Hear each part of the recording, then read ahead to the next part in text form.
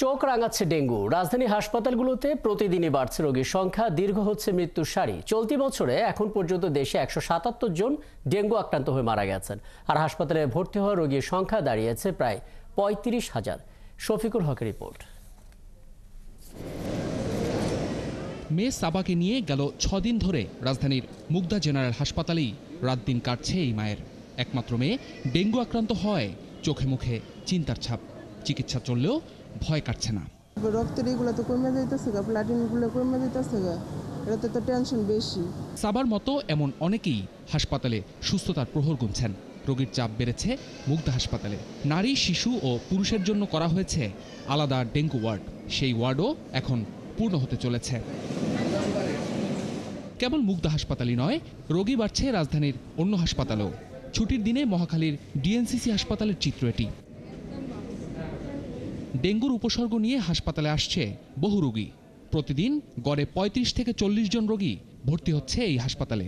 সংখ্যাটি প্রতিদিনই বাড়ছে। গড়ে আমাদের প্রতিদিন ওপিডিতে 300 থেকে 400 পেশেন্ট আসে। এর মধ্যে আমাদের সিট সংখ্যা খালি অনুযায়ী আমরা ভর্তি নেই। 50 জন, 60 জন বা 40 জন মানে ভর্তি নেই বা চিকিৎসা সেবা দিয়ে থাকি। এবার পাল্টেছে ডেঙ্গুর উপসর্গ। অনেকেই সাধারণ মাত্রার জ্বর, বমি ও ডায়রিয়ার লক্ষণ নিয়ে হাসপাতালে আসছে। কেউ কেউ আসছেন তীব্র জ্বর, বমি আর শরীর ব্যথার লক্ষণ নিয়ে। রোগীদের অবস্থা বুঝে জরুরি বিভাগ থেকে পাঠানো হচ্ছে ভর্তির ওয়ার্ডে। প্রথম জ্বর ছিল, পরে ব্লাড টেস্ট করে দেখি যে ডেঙ্গু হয়েছে। হাঁটতে পারি না, শরীরে জোর পাই না। টানা 4 দিন হাই ফিভার ছিল, আর সাথে পেটটা ফুলে গেছিল। হাসপাতালে আসার আগে শরীর ব্যথা ছিল, বমি হয়েছিল অনেকবার। পাতলা পায়খানা ছিল, জ্বর ছিল, বমি ছিল, মাথা ঘুরানি ছিল, পেটে ব্যথা ছিল। 5টা ধরন নিয়ে ভর্তি হয়েছি আমি। প্রথম 4 দিন টানা একটানা জ্বর ছিল, আমি খাইতে পারি নাই, ব্যথার প্রচণ্ড শরীর ব্যথা ছিল।